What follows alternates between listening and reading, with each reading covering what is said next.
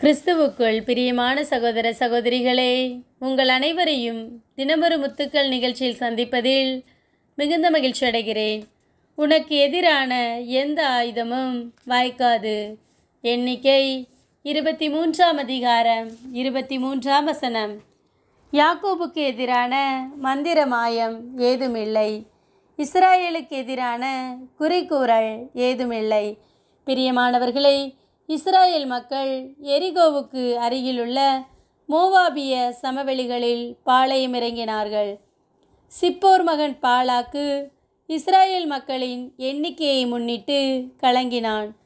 மாடு வயல்வெளியில் புல்லை வேரற மேய்வது போல இக்கும்பலும் நம்மை சுற்றியுள்ள எல்லாவற்றையும் மேய்ந்துவிடும் என்று கூறினான். எனவே பாலாக்கு பிலேயாமிடம் ஆள் அனுப்பி இஸ்ராயேல் மக்களை சபிக்குமாறு கூறினான். பிலேயாம் பாலாக்கின் அலுவலர்களிடம், பாலாக்கு தன் வீடு நிறைய வெள்ளியும் பொன்னும் தந்தாலும் என் கடவுளாகிய ஆண்டவரின் கட்டளையை குறைவாகவோ கூடுதலாகவோ என்னால் மீற முடியாது என்றான். 3 முறை பலிபீடம் எழுப்பி இஸ்ராயேல் மக்களை சபிக்கும்படியாக எழுந்தான். ஆனால் ஒவ்வொரு முறையும் இஸ்ராயேல் மக்களை ஆசீர்வதித்தான். அவனால் சபிக்க முடியவில்லை.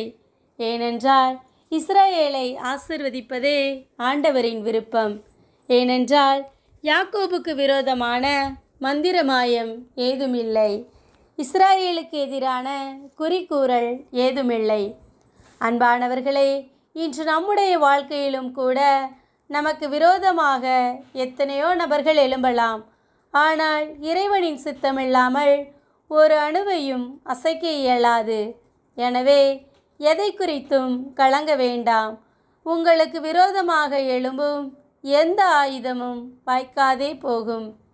இறைவன் எல்லாவற்றையும் தகர்த்தெறிவார். அன்பு இறைவா, எங்களுக்கு விரோதமாக எழும்பும் எந்த சூழ்நிலைகளை குறித்தும் கலங்காமல் உம்மீதுள்ள உறுதியான விசுவாசத்தில் ஒவ்வொரு நாளும் வளர உதவி செய்யும் இறைவா. ஆமேன்.